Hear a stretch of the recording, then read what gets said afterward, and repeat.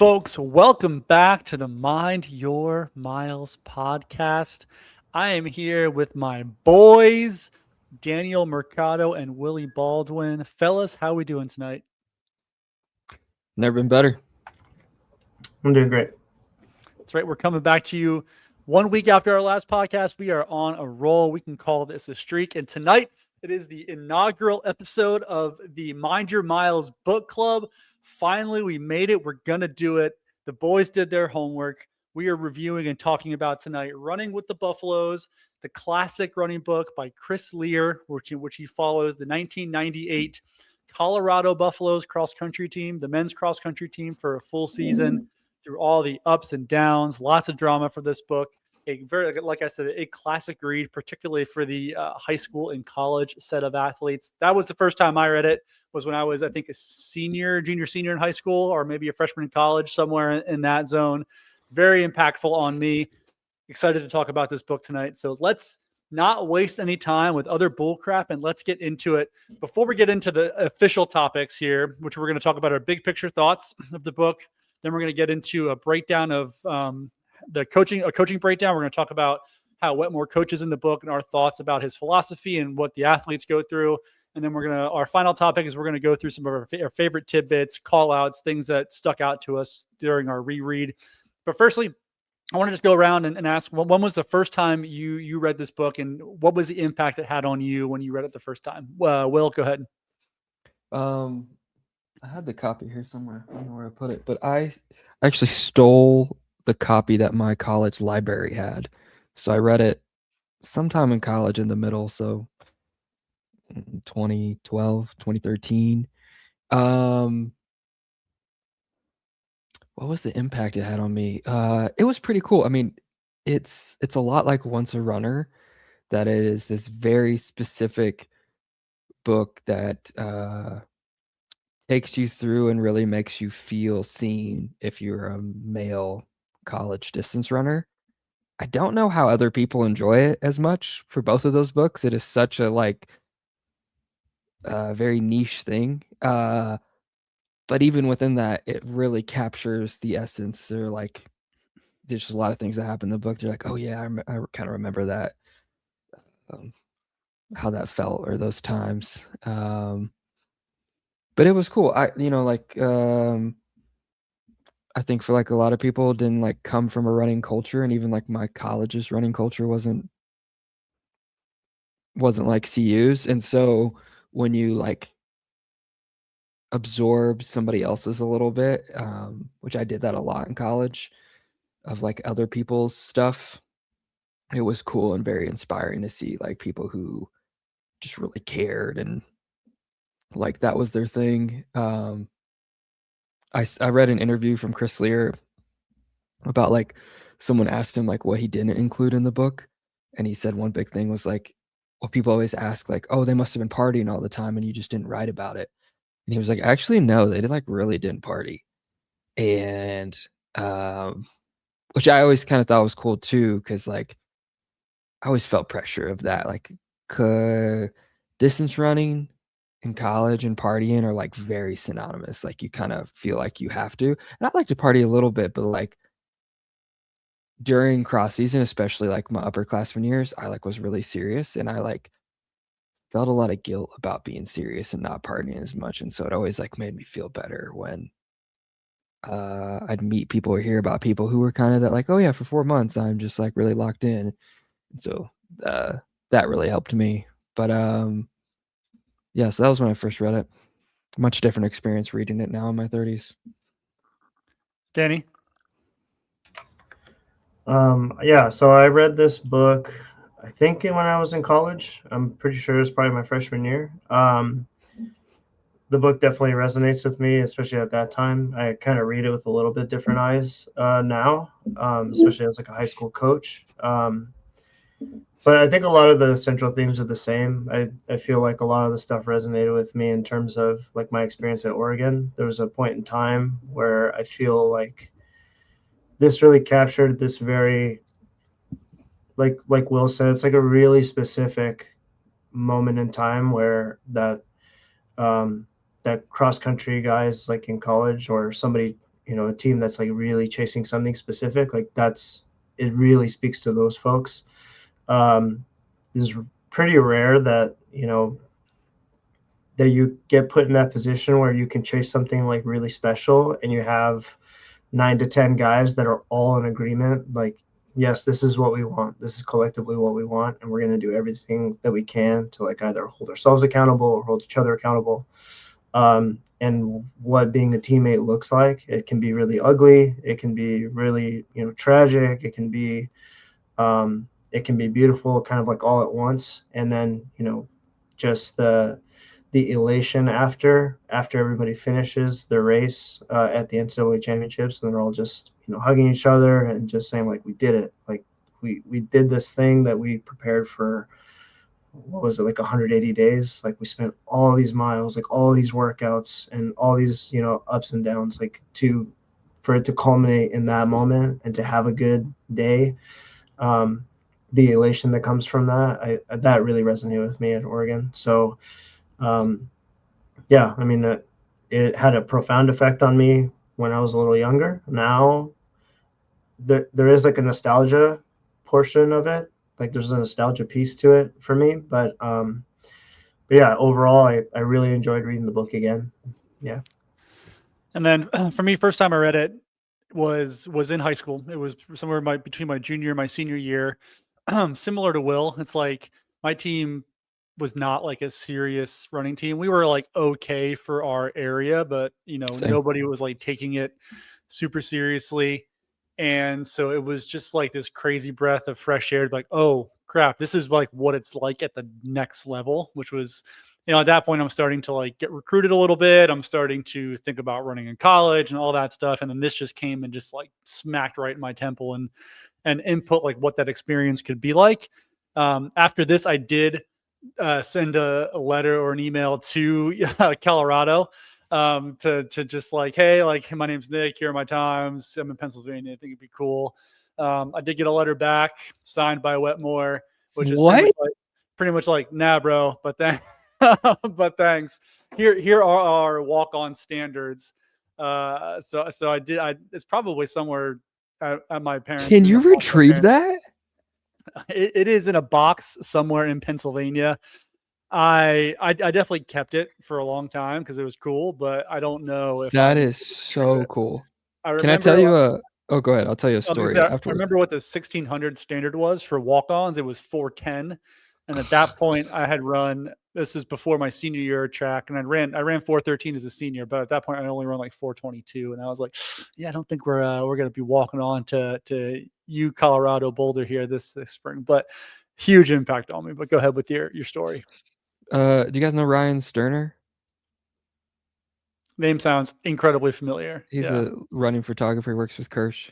Okay. Yep. Okay. He went to CU as just a regular student, but was a good runner in high school, and like one of those guys who was like in college but still kind of training and would go to like do indoor meets and stuff, and kind of same thing. Like he did some races and then like approached Mark and was like, hey, like I want to walk on. And this was like right after he had did a 3K at CU and ran like 9 minutes.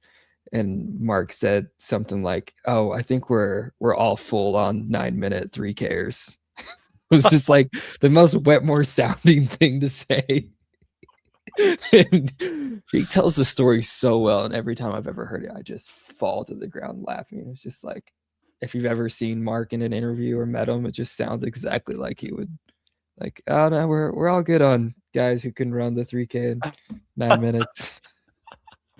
Oh man, brutal. Poor Sterner. Just dreams just totally just crushed. It's like, oh, I guess I'll just keep doing what I'm doing then. All right, so let's actually get into the book itself. So, like we said, Running to Buffalo is 1998. The subtitle is A Season Inside with Mark Wetmore, Adam Goucher, and the University of Colorado men's cross country team. So, if you haven't read it yet, go read it for sure. But it only follows the men's team, and it's kind of almost like a daily journal. The way the format of the book. Chris Lear has written other running books. I think his most famous other one, Sub 4, which he does. I think those are the only 2 books he wrote. Which is he does with Alan Webb, which I have also. We should also put it on our list as well too. But so it's like a daily journal. So if you open it up here, you'll see Tuesday, October, whatever, where the practice is, and kind of just like going through the day by day of the cross country season with the men's team, starting like right before training camp in the late summer, going through NCAA nationals. So topic one here is big picture thoughts. Like what, as you went through this reread and kind of digesting it after the fact, what were the things from a big picture sense that really stuck out to you? Like for me, I'll just real quickly go out here. One, as a 36-year-old guy now, or 36-year-old man, like these are college boys. Like it's a very, like you can just like the way they come off is, I thought they were like the height of cool as a high schooler, but looking back, I'm like, oh, these are just like 18-year-old boys. Can I add something to that? I was just Please telling do. May the other day, like after college, I was in flag for like a year and a half, and then I went back. And even that like 2-year spread of going back, like trying to talk to the younger guys, it was like, it felt hard like this. And like exactly what you said when I was going through this, I was like, yeah, just hearing them talk was like almost cringy. But yeah, Yeah. had the exact same feeling. So very different experience from being 36 versus 18 when you read the book. So that was one of the things that really stuck out to me. So Will, Danny, what else big picture wise stuck out to you guys? I have a Danny, lot. Danny, Oh, you go go ahead. first. Go ahead, Dan. I think the thing that stuck out to me the most was probably how difficult it is to get that group of people to like buy in that way, like on a college team. I think that like to get everybody to commit to a goal can be really difficult, and I feel like it is rare to like that was the thing that stuck out to me the most. I think that was like the big theme of the book that I felt so connected to is like it is really hard to get. I felt like it was always like really hard to get 7 to 10 people to like truly believe in like whatever the mission was. Like I think there's a lot of especially with a group of like 18 to 22-year-olds, and you see this in the book, there's like a lot of egos and a lot of stuff, like a lot of confrontation that kind of happens, and which is part of trying to create like a championship team. Like you're going to have these like different personalities, and like they have to find what the role is and kind of change. They're either going to have to tone it down or they have to engage more in order for like the team dynamic to work. And Well, yeah, and you see a lot of this, like for just to go into specifics, it's like the relationship between like Goucher and Steve Slattery. Slattery is this hot shot. Was he a Foot Locker champion, top 5, whatever, top like high end recruit from New Jersey? And there is definitely some like butting of heads here, and that is, just to go on that theme of like the team coming together. Like there had to be some, ironing out of those things with Goucher and Slattery and El Muccio as well, who was a rival of his. So definitely, yeah, I agree. That definitely stuck out to me as well, especially in the early season in the like late summer. But go ahead. Yeah, I think like, and that kind of happens throughout like the fall, at least in my experience. Like we've had moments where like 2007, 2008, like those Oregon teams were very, we were very sure of like where our roles were, right? Like we had Galen and nobody's going to have an ego like at that point approaching him. But there was a lot of people that kind of came into school believing one thing, and then they had to really like reconcile with the fact that like, oh damn, like yeah, I'm good, but these guys are like incredible. Like I don't understand, that now I see where I'm at. And I think here, we had groups that knew their role, and then we had like a moment where we really needed to kind of reflect and be like, dude, I don't think our team is as good as we think it is, and we're getting killed because we can't figure this out. And yeah, I think you see a ton of that here. I think it comes together really well, and Wetmore is good at kind of directing where those energies need to go. Like them having to deal with like a tragedy, I think really turns a corner for them, because now they have a central thing to focus on. But yeah, we should mention that, spoiler alert here, one of the members of the team, and his name is just flying out of my brain right now, I forget. Chris Severy. Chris Severy dies in the middle of the season. So he was a senior. So he'd been with the team forever. Some of the guys have known him for a long time. And so a big theme of the book, especially over the second half, is the team dealing with the fallout of Severy dying, who was not only one of their top runners, but maybe like the heart and soul of the team to some degree as well too. And so there's a lot of how they deal with that. Will, what are some of your big picture thoughts? I think my first one is that Mark Wetmore should 100% be in jail. That dude is a bad person. For one, not that good of a coach. Like rereading this, I was just like the whole time screaming at the book of just like, this is so stupid. Like this, so many mistakes. But the dude probably has a safe sport infraction every 4 hours. The It's way tough. he talks about people's weight, he has people on crazy restrictive diets.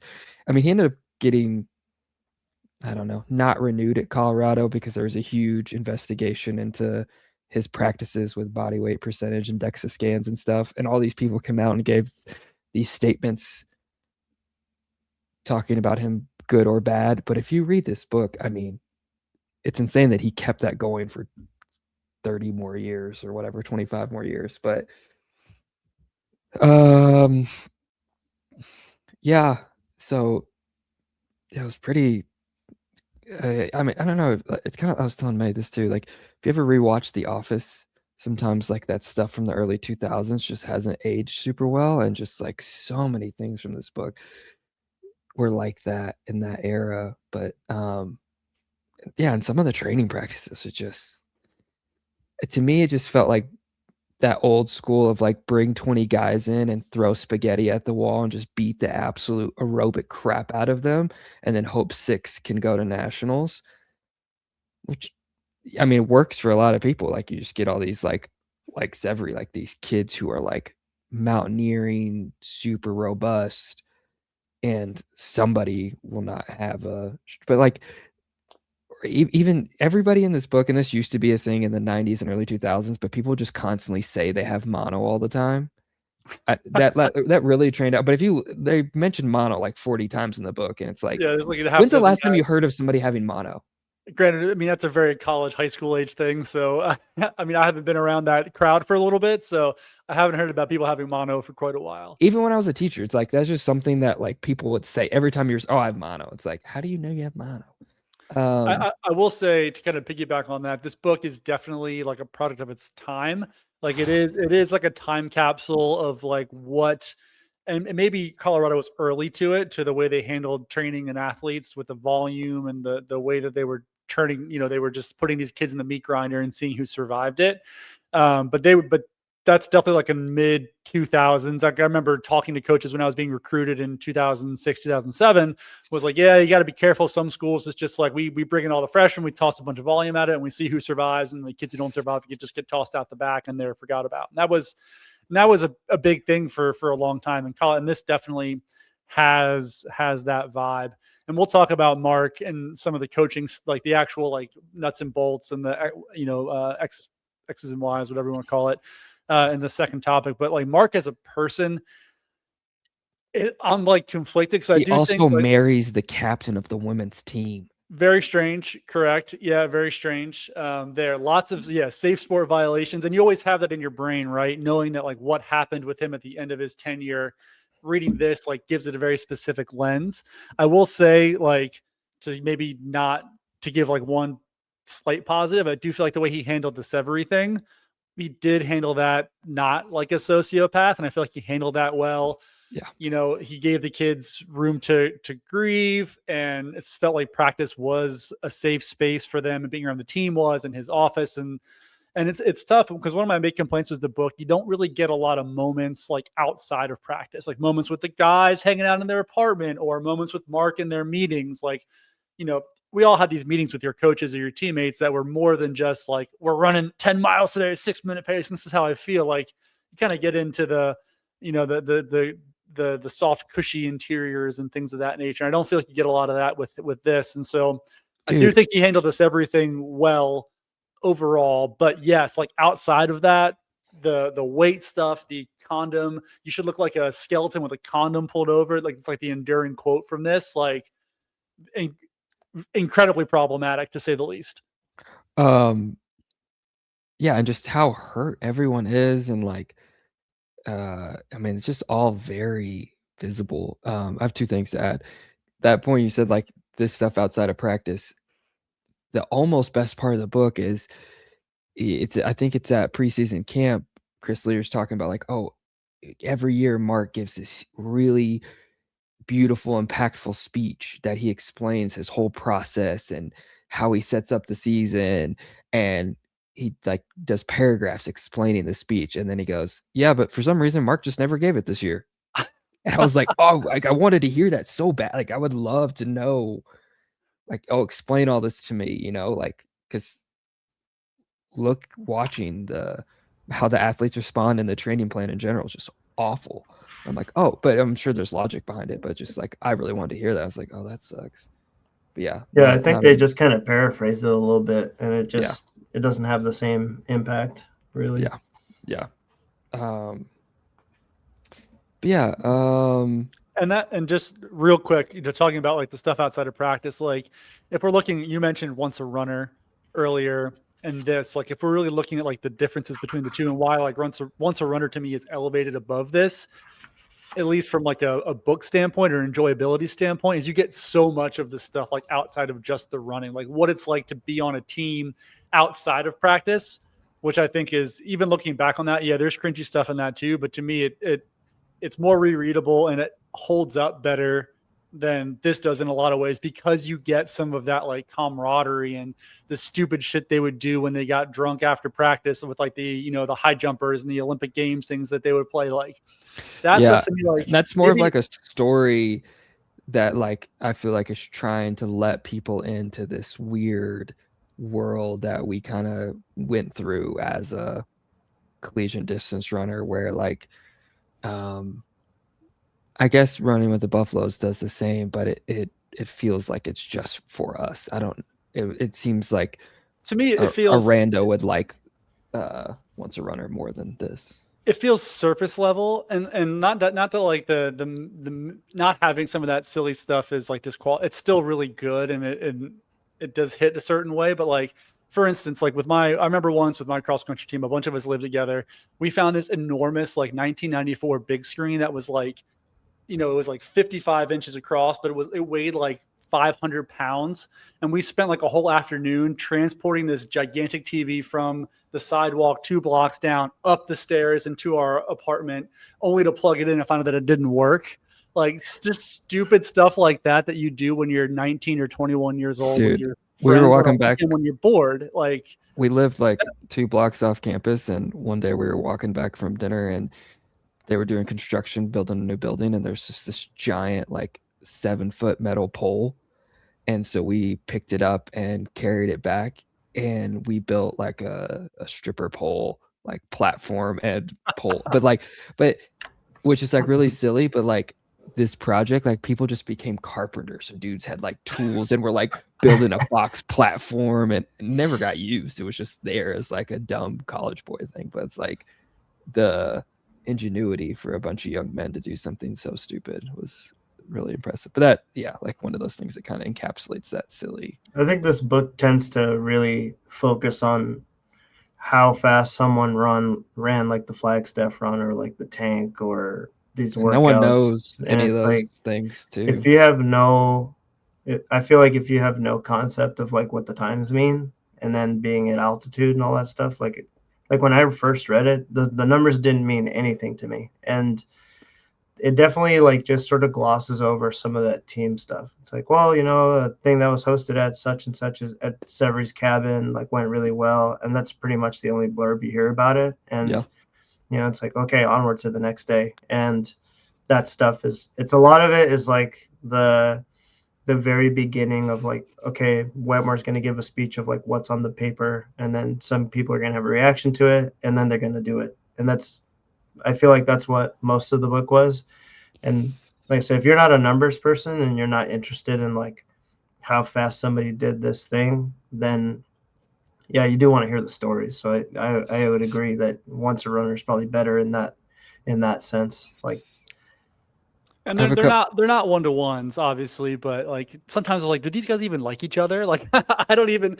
It's you don't get a lot of like the relationships there, and that's maybe more just a just commentary on the form of the book. Go ahead, Will. On that point, I feel like Mark is kind of a crappy culture guy in that. Like again, I came away like not liking him or his methodology, but like there's so many times that like Goucher does something really douchey in practice, and it's like we had the kind of culture that would really like call that out. Like kind of like when I ran with you guys, like it's like yeah, we just if someone there's so many instances where someone like tries to run next to him for 30 seconds and he's just like so rude and just like get away from me, you're not fast enough to ever run 5 seconds with me. It's like he's like, do your own workout, and it's Slattery. He's like, it's my last one, bitch. yeah. But like even on an easy day, it's like he just like there and then it's one of those last 10-mile runs. It's like they even say it, he's like, oh, he sprints out and then he runs the entire workout 100 meters in front of everyone and keeps that exact same distance. But it's just like that kind of stuff. Just like bad team culture stuff. So maybe they didn't like each other. But I had some other general high level notes.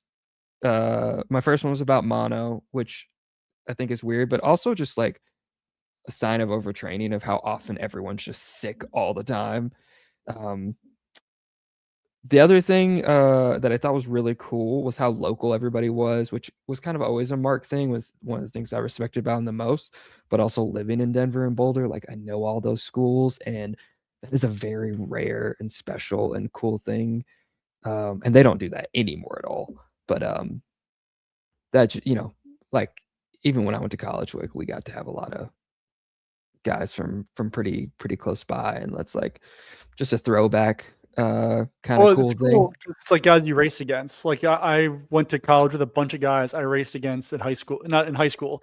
Like I would see them at districts and states like every year, and now we're teammates, and like that's a cool thing. And so yeah, And I I was agree. a walk-on, so those guys were like I was like a fan of when I got to college. And so that was like cool of like, oh my gosh, that guy won state when I was a sophomore. And then like you become friends in that journey. And so when they are local, you just like I was such a big fan of my team my freshman year. I like could not believe I got to shower with them every day.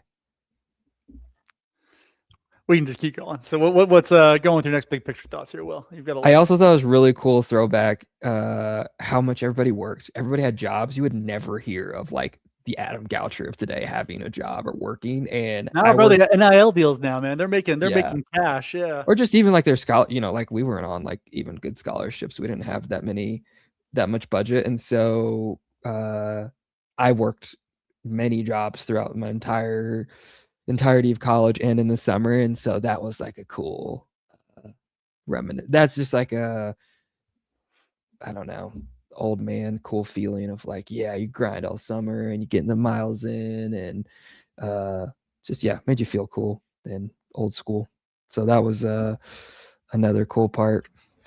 They were pretty blue collar, which is a cool story. None of our Oregon people worked. Nobody. Yeah. Of course. I don't think like most people would.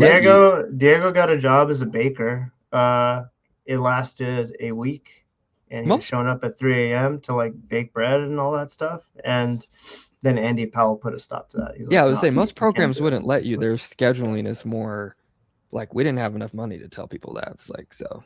We were helping people find jobs. I mean, that's the Division II versus Division I difference. I also had jobs like on campus. I worked in the sports information department during the year, and then outside of that, I worked at like a bunch of different crappy things like in the summertime. So yeah, that's the Division II versus Division I difference there, man. That's what they get.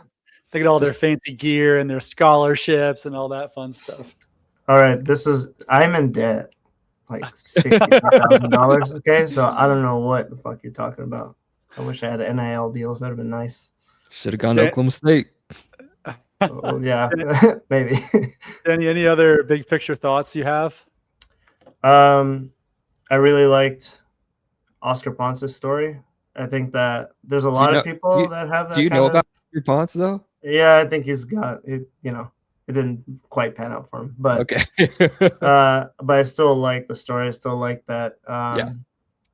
You know, there's plenty of folks like that where, you know, the allure of trying to win NCAA titles there, but then there's all these like other little kind of smaller stories of achievement that I think are really important for depending on like what circle you're in. So for like him, for Ronald Roy Ball and his family, I thought those things were really cool. For sure. Yeah, I think that like college running can mean different That was things a for good different part, people.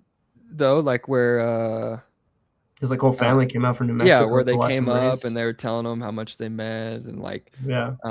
yeah, so that was like a good part. That's like that kind of is like typical of the good parts of cross, where you're kind of local or something, and people can come, or you end up racing regionals around your family or something, and they can come watch and they get to share in this thing that you're doing, and so that was cool.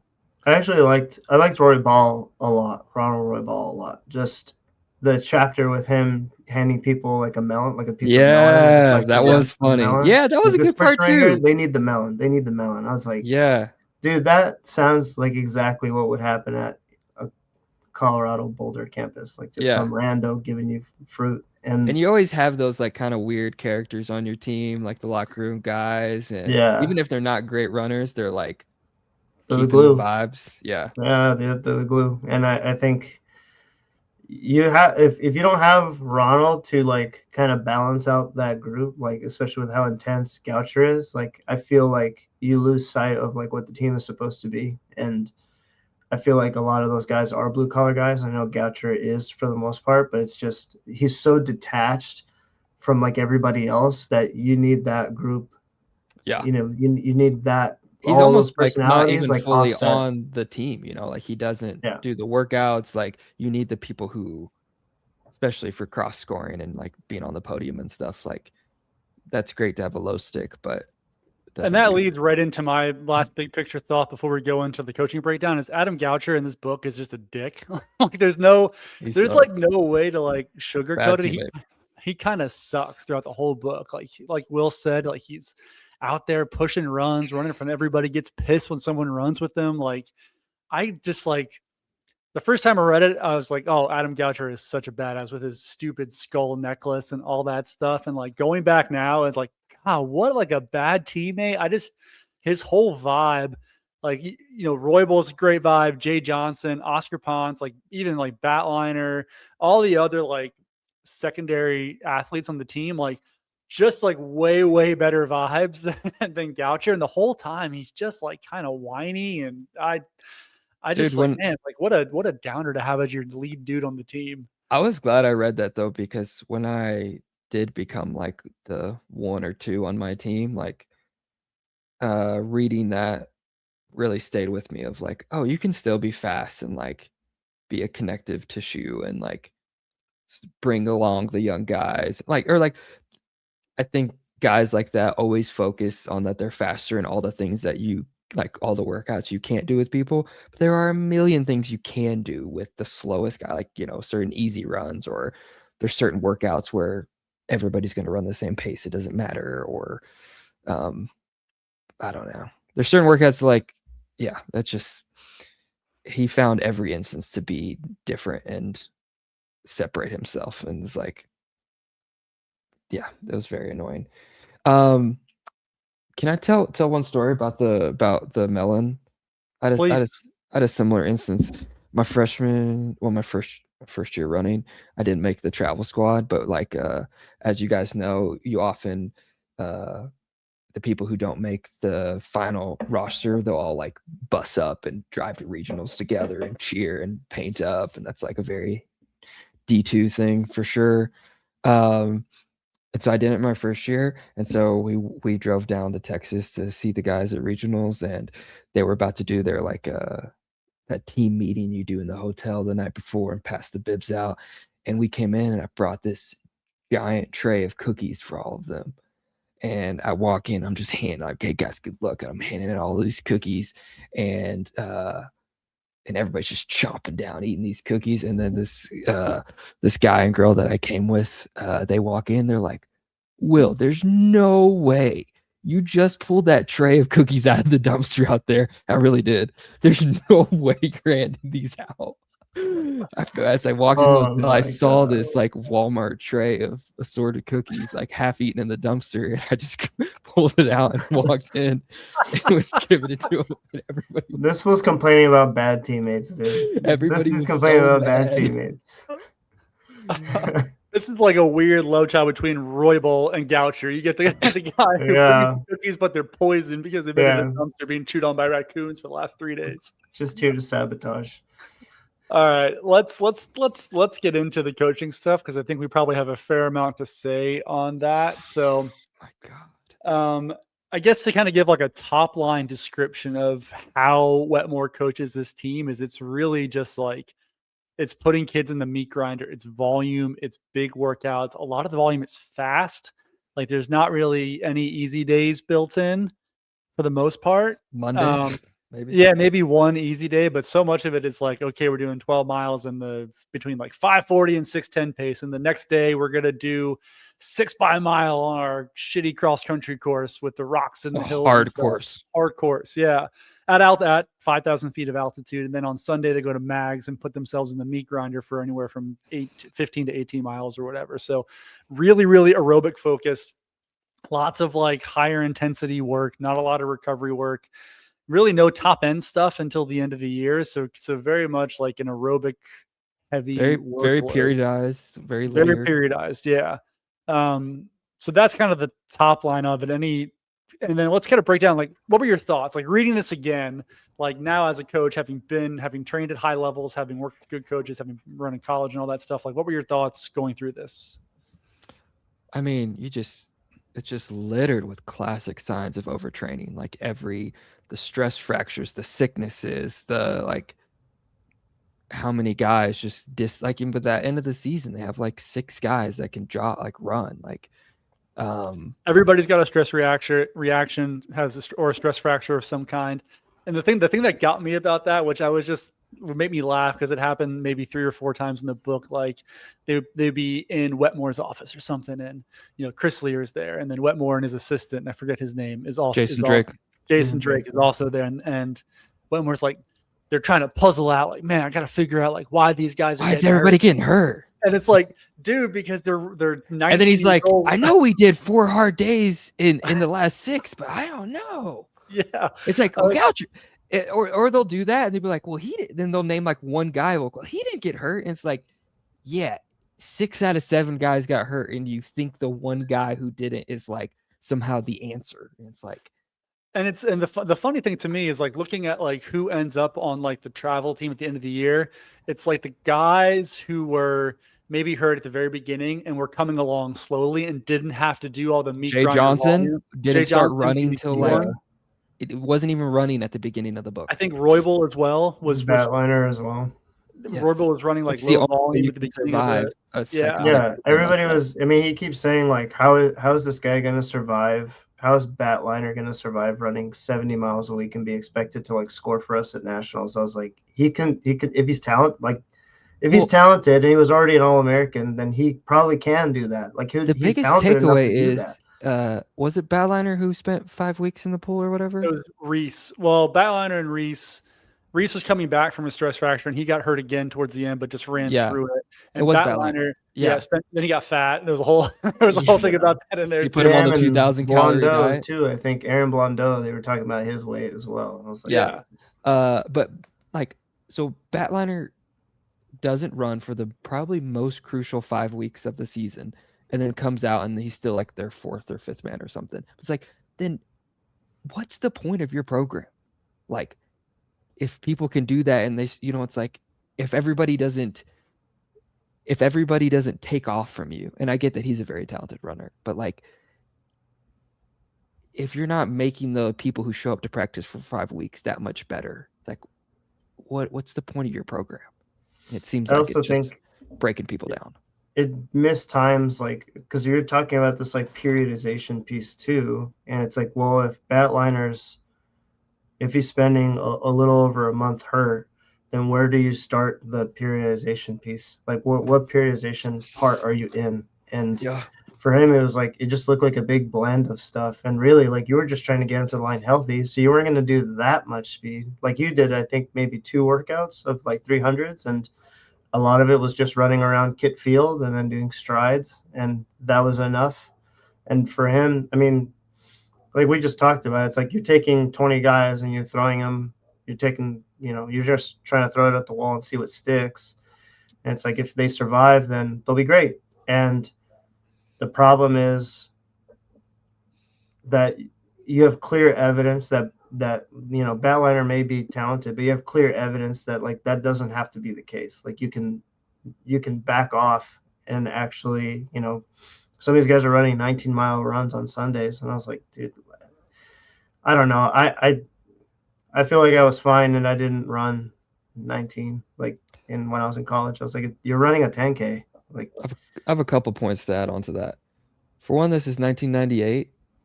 And if we take everything they say at face value, those runs are all crazy. But how do they know the distances of all these runs? Sometimes they're on trails and stuff.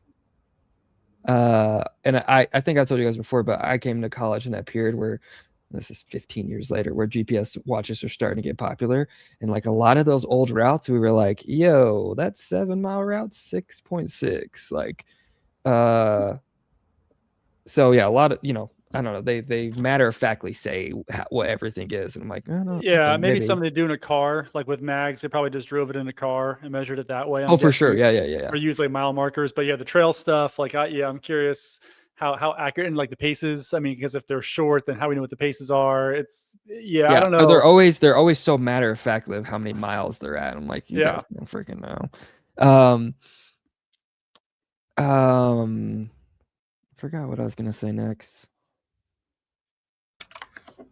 Yeah, overall, I didn't like the periodization. Like you're picking 6-week blocks to do stuff, and I don't think that's.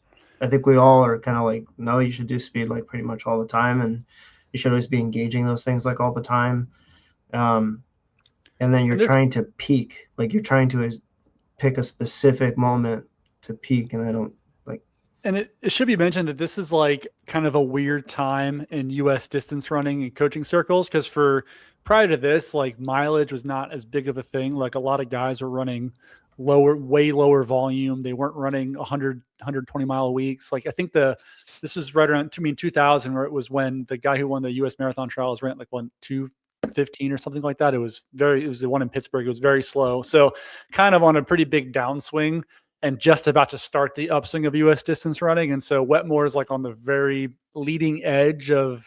Dude, that was funny in the book of like some of these dudes be like, he had a great spring. He ran 14:40 on the track. I'm like, dog. You really had to not good. You had to recalibrate times. Like I had to constantly remember that this is 98 and not, I mean, now it's crazy, but even when I was in college, like the times are, you have to kind of throw those out. Like it's a very different period of U.S. distance running.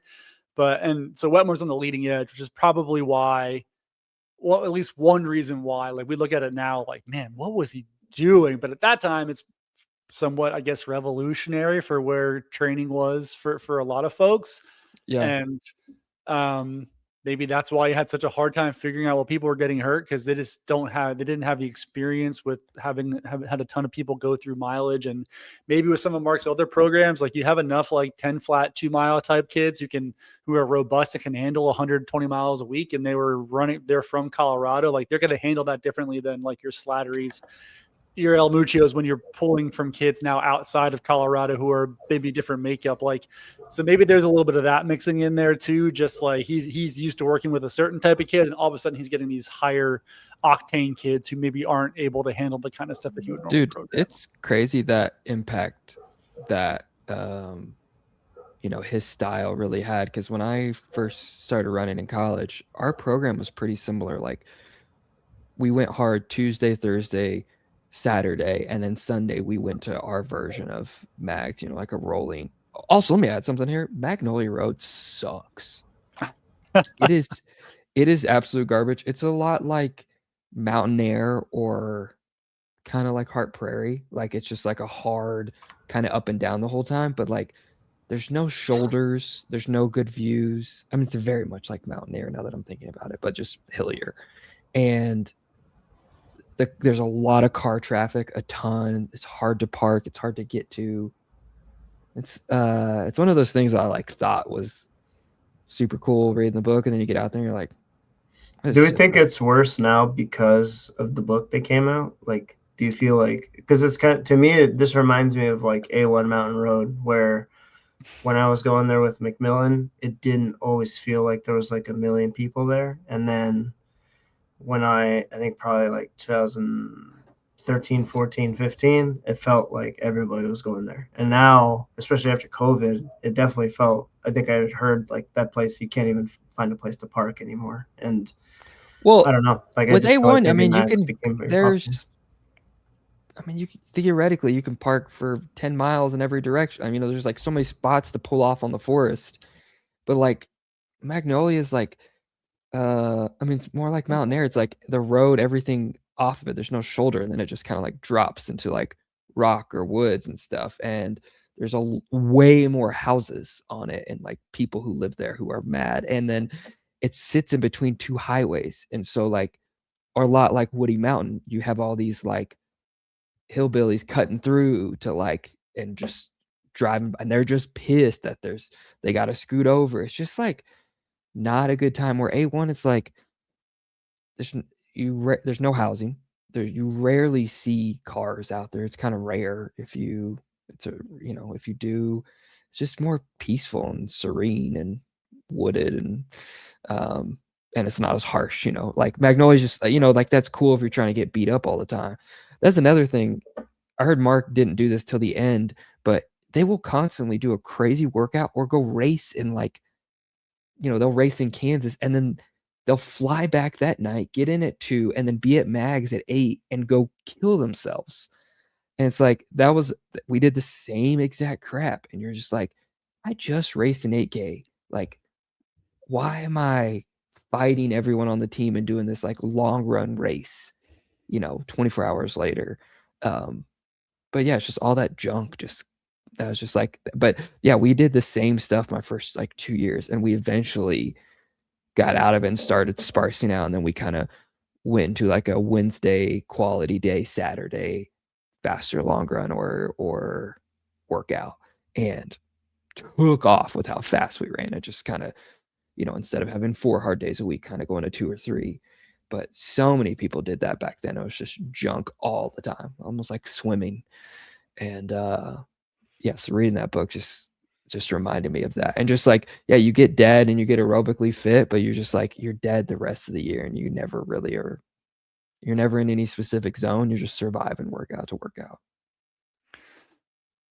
Yeah, I mean, it's just, I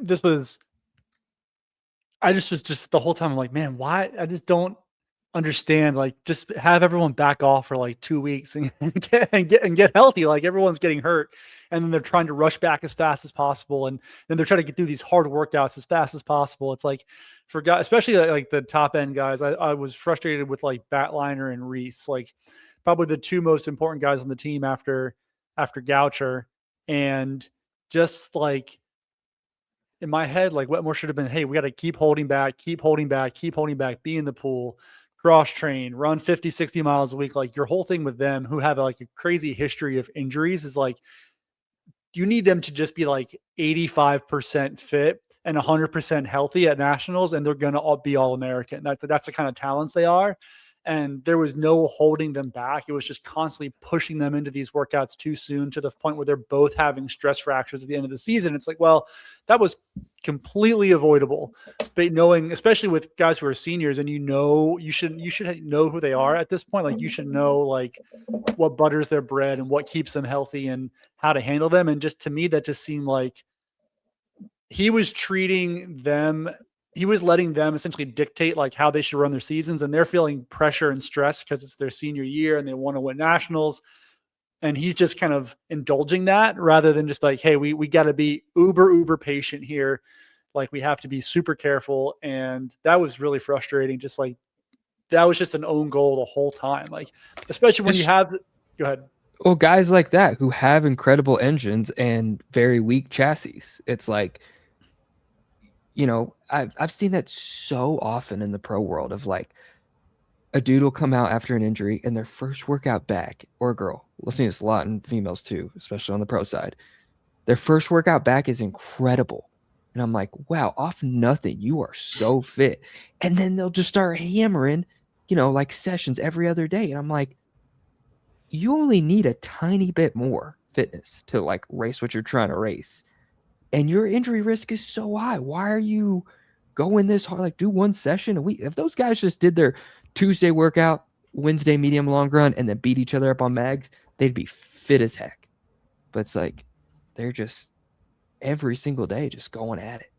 I feel like there was a ton of pressure too when like Batliner gets hurt, and then once it seems like Batliner's kind of like on the mend, Wetmore immediately kind of tells the group like, well, if he's healthy enough to race, he's gonna race, which takes a spot away from another person who's been healthy enough the whole time and has been getting better. I feel like that puts a lot of pressure on Batliner to be ready to go. Yeah. But it's also and now when he you're does putting that, all this pressure on the rest they of the team. they don't all practice.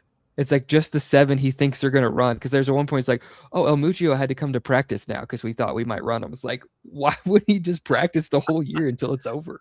Yeah, why wouldn't you? Well, you should probably practice 9. I mean, especially when everybody's dropping like flies. Why are you not? Why isn't Brock Tessman and El We just Muccio always and all practice these the whole guys? team, and then if you didn't race at nationals, we would do like a time trial or something for you. But like, you still want all Yeah. the vibes, and like, then it's weird. Everybody's tapers are off. Like, And it's like that's the group that brought you there. Like yeah, it's you your should friends. Like, you you need should the vibes stick at with the group. practice. Like keep the culture sort of together. And I felt like he just drove kind of like a wedge there when he shouldn't have. Like I don't know if Batliner gets hurt at that point. I'm like, we're gonna do what we can. I'm like, you'll probably travel, but like I'm not about to make you risk like your indoor season or your outdoor season for this. Like I know how bad you want it, but you have an entire year. So like, and you also have things beyond Colorado to worry about. So especially if like he's writing in his journal that he's supposed to be a professional runner. So it's like, okay, if you're Wetmore, the decisions you're making are running counter to what his actual wishes are like in the long run, right? So you're trying to develop him,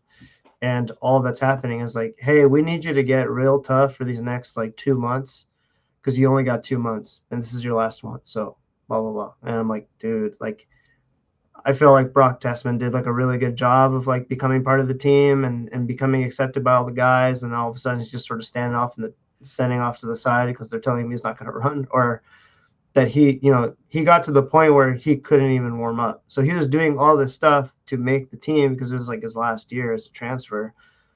And then you're doing this now with the knowledge that Batliner for sure is going to replace you. Like you're most likely going to get replaced by Batliner, who's like not even 80%. And that He's not to even me sticking to is, his diet.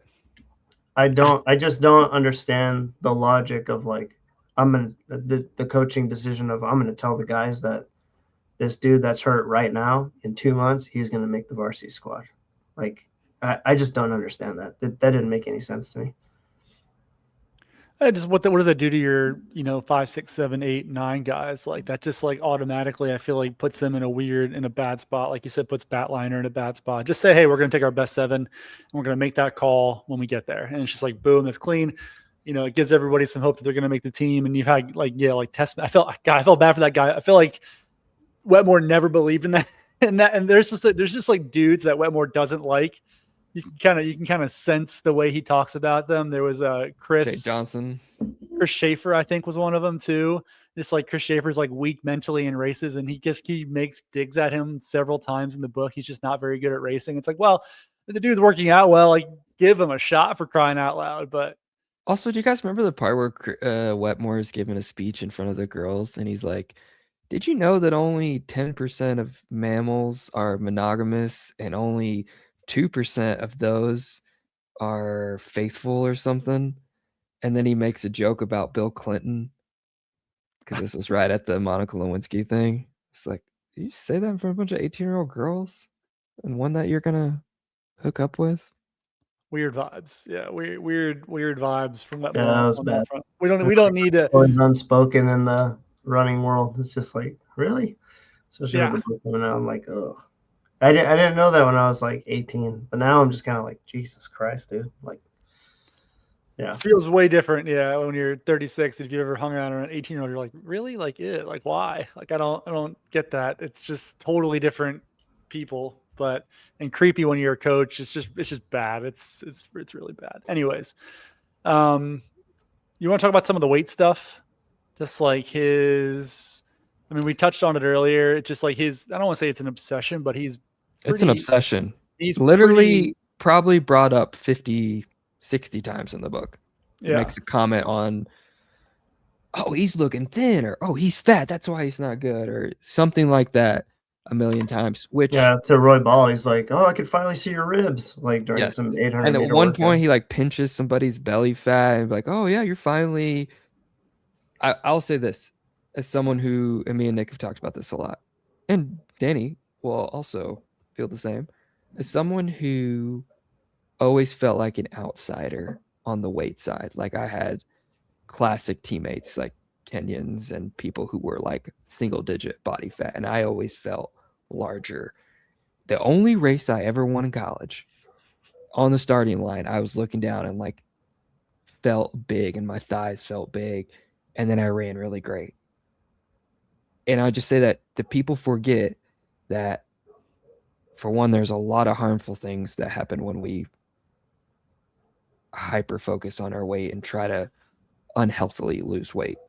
But also there is a functioning power to weight ratio, and there's just there's a level that we need to be at to feel good and be healthy. And for me, it's never been, I've gotten really crazy skinny and looked, where you could see my ribs and stuff, and I generally didn't perform as well there. Like when I'm super tiny. And I think sometimes people like in this book who obsess about that forget, like, you're way more prone to injuries and sickness, and you, just because you are lighter and technically you could move your mass easier, you don't always have the energy or the ability to do that when you are that small. And so chasing that often causes way more issues. Also, I mean, like, and we know this now, but like coming back from those type of injuries, if you are underfueled, it is so hard to heal a bone stress injury. Yeah, that's a point that you make with athletes. It's like, hey, just because you're not running means don't eat less. Like you need to fuel yourself because we're trying to heal this injury, and like and it's natural. You'll come back a little bigger, and it'll start to come off as you run more, and that's okay. But yeah, and so that obsession, not only is it weird and unhealthy, but it's not the best. Josh Kerr kind of talks about that now, like he's figured that out, but he's not the tiniest guy in the world. And there's a lot of people like that are just like, yeah, I don't run my best when I look like a skeleton. And so I think this book probably did a lot of harm for a lot of people. So that's unfortunate.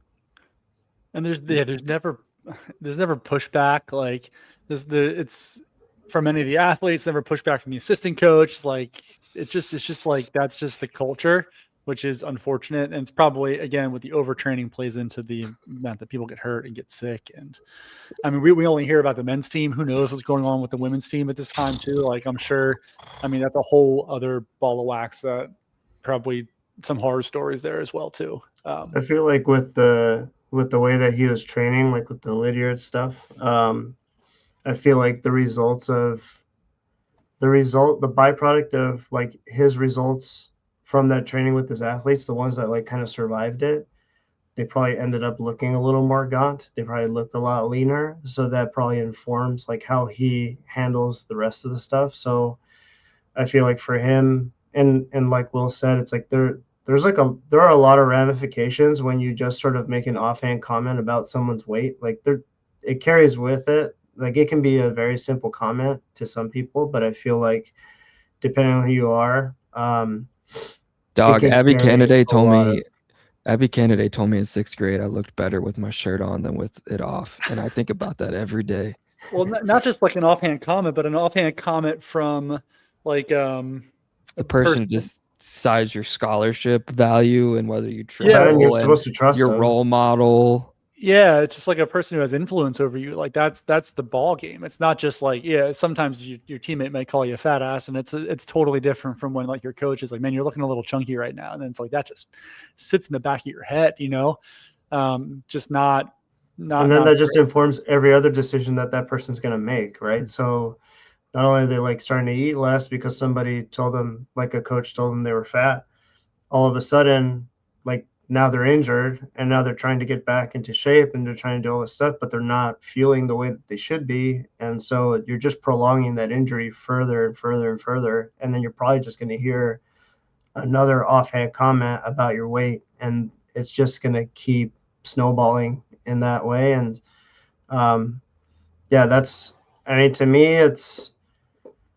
I've seen a lot of people of a lot of different sizes run fast, and I'm pretty convinced that I'm just like, dude, some people are just different body types and they can just become an X factor when you need them to be. And I'm like, okay, like I don't really need to, I don't need to research from like a weight perspective, like why that person was successful. Like I don't care. I just care that they were. And It's different bodies, man. Like the old NAU teams, like Little Abdi and Tyler Day. It's like both two. I think Tyler Day was a better cross runner than Little Abdi. And like it's a good weight gap between the two. It's like it I is mean, look at like silly. Solinsky and Taken Camp versus someone like Bernard Lagat. Like just like Lagat's what 5'3" and weighs 110 pounds, and If that. Chris Lear's a big boy. Taking Camp's a big boy. So I mean, totally different styles and backgrounds. Yeah. The Nick takeaway, Hilton. Nick Hilton. Yeah, I was a big boy out there. Thick so thighs. was I. So was I. I was just about a foot shorter, but Yeah, about the same weight class, I think. but we ran fucking fast, and that's what counts. Yeah, just like the takeaway there is just like, hey, it doesn't. I just had this conversation with an athlete the other day. He's like, I want to get leaner. I'm like honestly, like it's not something I really like to talk about with my athletes. It's like you just eat healthy, don't put yourself in a big calorie deficit, do the work, hit some weight room stuff, which Wetmore hates, which is another thing in this book. Insane, dude. Insane. Take one of those days off and get in the weight room and Dude, stop getting half all of these those bone guys would stress not be hurt. injuries. Yeah, half of those guys would not be hurt if they were able to lift. Like, like it just, and it's like if we're talking about trying to get them lean, it's like, dude, put them in the weight room then. Like, I don't know. It's just, then you're putting them on mags every Sunday. Like, what the hell are you doing? Yeah. Dude, I don't know about you guys, but like I've said this before, but like as someone who is in that coaching world as well, like sometimes reading stuff like this gives me a lot of confidence of like, and I know it's dated, but like, God, give me that team. I think we could have won nationals. Like, yeah, with the talent of that team for sure. Yeah, got 10 All-Americans, and that Stanford team was good though. He messes it up and gets 3 of them. It's like, that Stanford team was good. That's Hauser. That's Riley. John Riley, which means that you had Gabe Jennings in there somewhere. It means you had Don Sage. Yeah. That team was good. I can't even imagine. I don't even know who was on the Arkansas team, but that team was probably incredible. And I don't know, Oregon, Vinland. But yeah, they just gave me a lot of confidence of like, I feel like I could do. It was crazy that I also read an interview from Jay Johnson because he became a community college coach after this, and he's like, yeah, when I did, I reread the book as like a guide so I could coach my team, and it did not work out well. It's like, yeah, no shit. It's funny because like I think I base some of my high school stuff up. I base a lot of like my high school stuff off of Jay Johnson's sort of template, and just the strengthening the chassis and extending the aerobic base, like just doing it in such a simplified way. Yeah. And I feel like while the Wetmore stuff can seem kind of simple, again, it's just there's a lot of time spent in sort of this, like they're just at the end of their workouts, at the end of most of their runs, like they're just in such a a fragile state, and it's like kind of how I would do like A1 all the time. Like I'd run A1 and I would run it to the point that like I'd be sitting in the car just like staring off into space because I'm basically dead. And I think at the time I was still like attached to sort of this line of thinking. I'm like just a wee bit older than you guys, but this like I was very attached to this. I was like, yeah, I'm gonna do a ton of mileage when I'm in college, and I'm just gonna get so strong because like I'm gonna survive. And at Oregon, I had Vin and Andy, and they were like, "No, you're not doing that." Like, they're like, "You're not doing that. You're just." They're like, "That's not really how we do it." And yeah, it's just I feel more confident in knowing that. I feel like it's more of like the way we train people now. It's more of like it's a little more specified, and it's more of like, look at the race is 6 miles. Okay, like the race is 6 miles. You're gonna have to do it twice, once at a regional, once at nationals. But the regional, if the team is good, you guys are gonna probably jog it, and you're gonna be fine. And Vin always told us like, dude, you guys run a lot of 8K races. He's like, but I train you to run a 10K. And like, I didn't run more than 90. Like, I didn't touch 100, and most of us didn't. Like, we had some guys that were big mileage guys, but Vin was very much like specific on like the quality work, um, and just the confidence part. He was really good at instilling a lot of confidence. And like with this, it just felt like Wetmore drew his confidence from how many healthy guys were standing on the line, and most of it was just Goucher. And I'm like, okay. Yeah, Like, I just think Wetmore was probably sniffing his own farts too much. I think Wetmore probably thought that like he was the genius, the mad scientist who came up with this crazy program, and he was confident in his program and couldn't figure out why other people couldn't fit into his box rather than expanding his box to make other people fit into it, which is it's an old paradigm of coaching that has, I think, been hopefully retired at a lot of at higher Yeah, levels dude, now. I know. I would love to see where he ended up. Yeah, Like I mean, I to sent you a see. text after I finished it. I was like, I would love to know like where he was at the end from a coaching standpoint versus where he was in this book, because there's no way he could Especially not have been no, doing it like this. no, Yeah. because they won those titles back. I don't know. Amara moved to 2004, I think. It was 2004. That was when Brent Vaughn was on the team. well, but then they won too, like 2010ish around that time. Like they were battling Oklahoma State, and the Wisconsin era was ending. Like they came back and won another one, and so yeah, I wonder what he was doing then, because that was a tough era too, and so there's no way this crap would have. But I heard that from some CU people that like it wasn't until the end that he stopped doing the like mags on Sunday after, like the day after a race. It doesn't shock me. That's like the one thing that he wouldn't let go, because that was like his Yeah, thing. that's at least another 15 years of mags on Sundays. Like, I know. that's a lot. They said they moved it to Mondays eventually at some point, but yeah, I would love to see that stuff because he's obviously a smart dude, and they were really successful. So dude, we had that exact progression in my college. Like I said, like we started that my first 2 years, and like seeing that not working as much and giving guys a little more space in between the hard days and just all the injuries piling up. Especially like our program was like CU in 98. Like we didn't have the resources of like how people now have underwater treadmills and all these trainers. And so your program needs to be smarter. But yeah. Any positives you guys took? Oh, go ahead. What were you saying? I just have one quick. Go ahead. You positives. I was going to ask one more question, then move us to our last topic, but you can go with yours. Any like positives from the training? You guys were like, oh, that's kind of cool. I liked, and I don't know. I mean, I feel like I do this every now and then, but I liked how he revisits like some workouts, probably like a month and a half later, like the 300s. I liked like the mile repeats and stuff like that. Like that part to me, that's like, I mean, to me, that's just intelligence. Like you need to show your guys like, hey, look at where you were in August, and now it's October. We're about to go conference, and like you're in shape. You may not feel like it, but you are, you are improving a ton. Like that's good proof. That's good data to have. And especially in cross country where you can't always compare courses or anything like that, like it's nice to have something to compare, and to show them how much progression they've actually made, like keep things in perspective. Like I like that part a lot.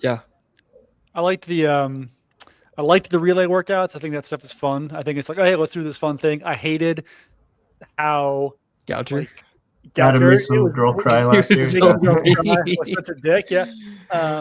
But the like, especially I think the 800s at the end, that's a fun workout. 4x8 with two people. You're just running these hard. Like I like that as like an end of season kind of fun thing. You're getting a good workout out of it, but you're starting to build some good vibes. Like I like that stuff. Um, the Master Blaster was like the 30-30 That was workout. great. Yeah. I was listening to the audiobook on that part. That was crazy to hear that over and over again. Yeah, just getting master blasted to the face while you're doing it, going out on a run. But I mean, I did that exact workout in college, just the 30-30s, like 30 seconds hard, 30 seconds easy. He does a lot of speed off short rest too, which is like Yeah, a cool thing that a lot of smart people do now too. we did that exact workout on a turf field. I'm sure my coach ripped it right from right from this book, and it's just a fun workout. I think it's a good thing. It's just like totally effort based. Go out and run really hard on a grass field and have fun with it. So Yeah, that kind of stuff I like. yeah, he did a lot of good stuff of like even the Let's let first go of workout times, they just do. effort stuff.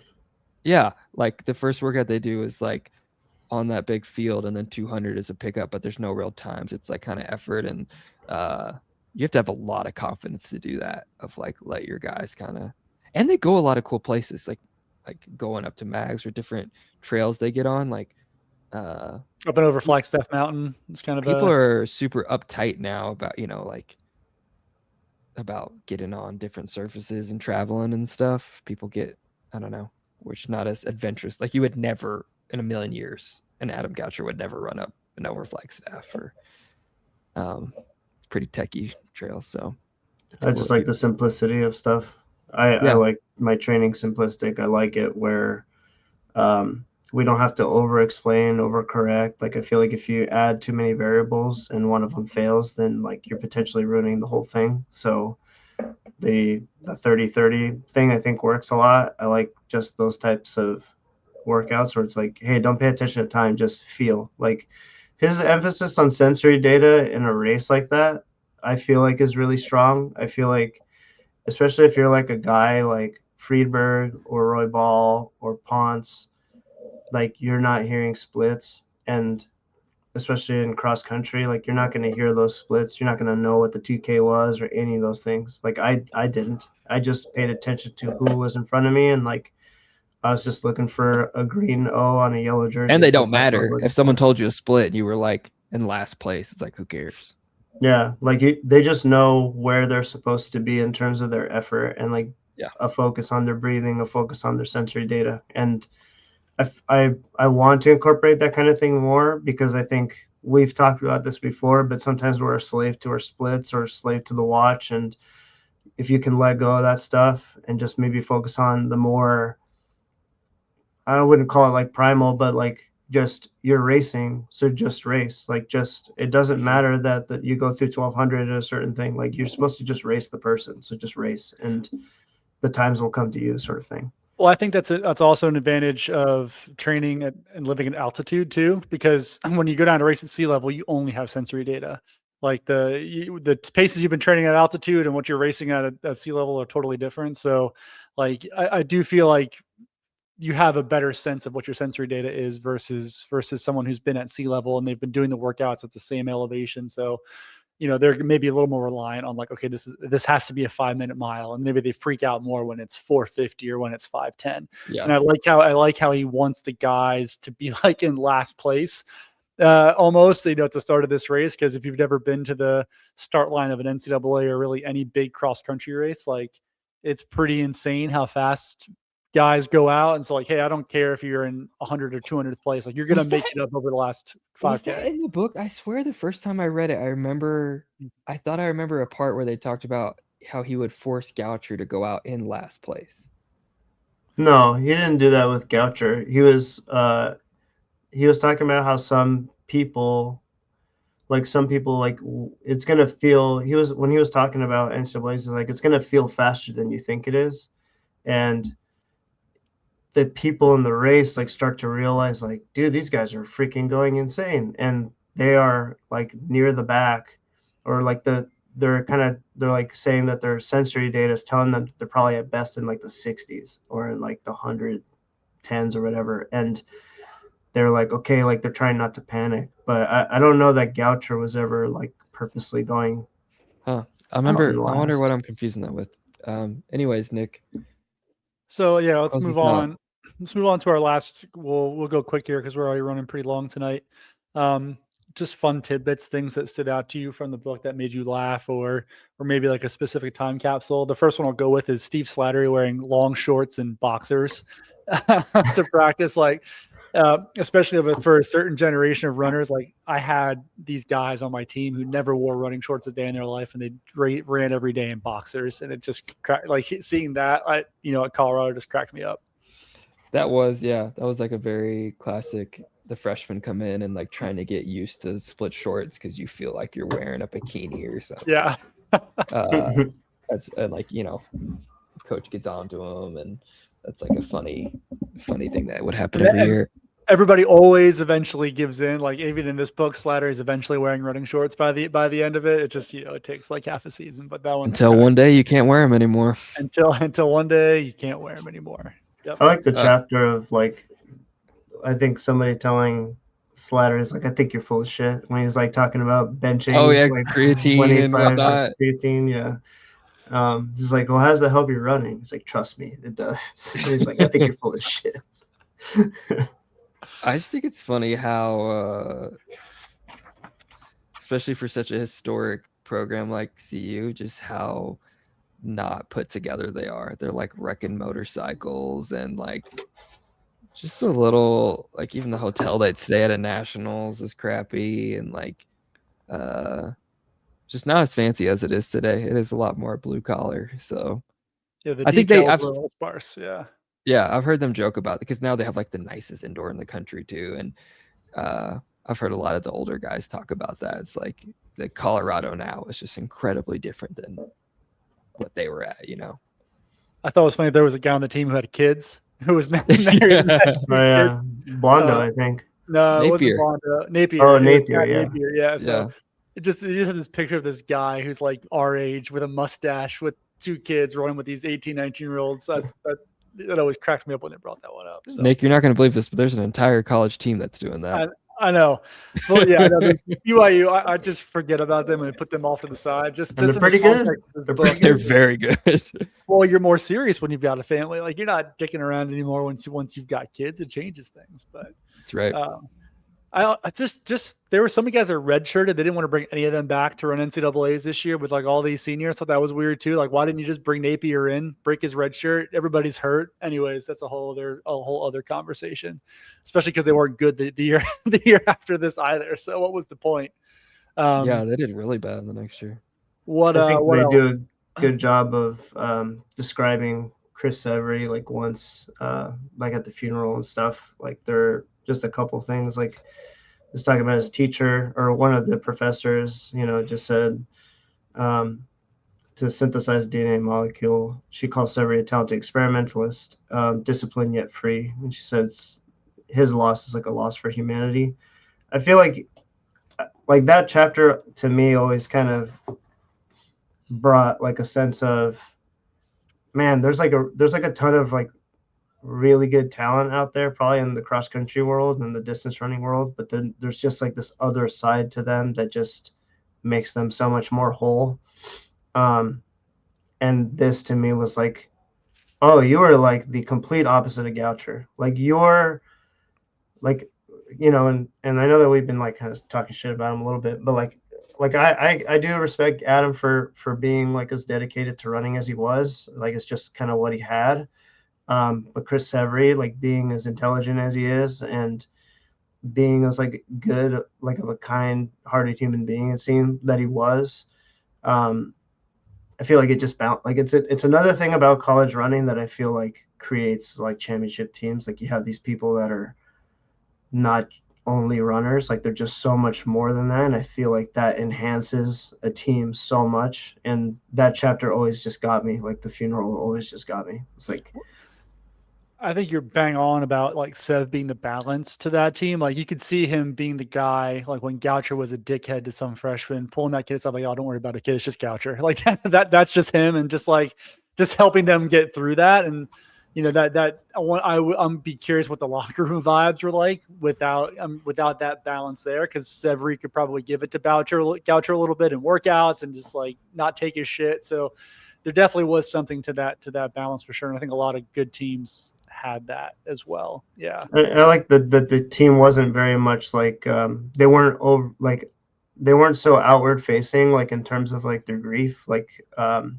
people kept asking like, do you want to do a moment of silence? Do you want to do this? Do you want to do that? And they're like, dude, Chris wouldn't even want that. He would just want us to get the show on the road here. Like let's just race, man. Let's just do this. And I thought that was really cool. It's like it belongs to them. Like it doesn't necessarily like in some ways, like Chris is shared with the world, and in this book, obviously, his life is shared with the world. But for them, in that moment, in that month, it's like, no, this belongs to us. Like we're gonna keep this with us, and I thought that was cool. And also just smart from a coaching decision. Like you don't want to get these guys all hyped up in emotional right on the start line. Like that's not in the place you want to be right before the biggest race of your life when you're already doing. Well, and he brought up the great point too. It's like if you dedicate a race to him and then you go out and run like crap, like you're gonna feel really bad. Yeah. One thing is they previewed Without Limits in this movie. That's sick. Which also, and then at the end of that chapter, Goucher's like, "Oh, I could take him in a race." He's like, "All right, shut up, Goucher." It's I was like, "You nerd! You didn't even talk about the handstand, the Pink Ranger doing the handstand, like in that movie. Like you don't even talk about that." That would have been so sick as a kid at that time. As a high school athlete, that movie rocks. It's still good. It is. I haven't watched it in probably 20 years. Probably one of those ones that should go back and watch. Be curious to see how that one holds up. I remember him. But we can agree Prefontaine would probably kill him, right? Yeah, that organ. He ran 13. He ran 13:20 in like the 70s. Like, they still had waffle. He was still using waffle irons for shoes. Like, he ran 13:20. He would have killed him, dude. It's a baller move. All right, Nick, wrap it up. I gotta go eat. Come on. All right. Well, I think, does anybody else have anything else they want to talk about in regards to this book? Final words from anybody here? It's an interesting read. It was cool to redo it. I could probably give you better running book recommendations, but yeah, for sure. There's a lot. Yeah. Like don't read this book and don't read it for the training tips. Like read it for as what it is like a time capsule of late 90s collegiate running, and for what it is in that regard. Don't take it for the training tips. Just like I would recommend. Yeah. Don't do 6,400s like they do in Once a Runner. Don't run 100 miles a week and run 4 days of those week fast like they do in Running with the Buffaloes. There's happy mediums. Reach out, mindyourmiles@gmail.com, Coach Nick Hilton @gmail.com, DA Mercado 87 @gmail.com, Will Baldwin OK @gmail.com. Hey, that's what's up. Reach out to us and we'll get you set up there. Any final words? I'm going to sign us off right now. No, I love you. Love you guys too. On behalf of the Mind Your Miles podcast, my name is Nick. I'm here with my boy Will and Danny. Thank you so much for listening to this episode of the Mind Your Miles podcast book club. If you have questions for us, you can email us mindyourmilespod@gmail.com or find us on Instagram @mindyourmiles, Substack @mindyourmiles. Come find us, ask us. We'd love to hear from you. For Danny, Nick, and Will and the Mind Your Miles podcast, until next time.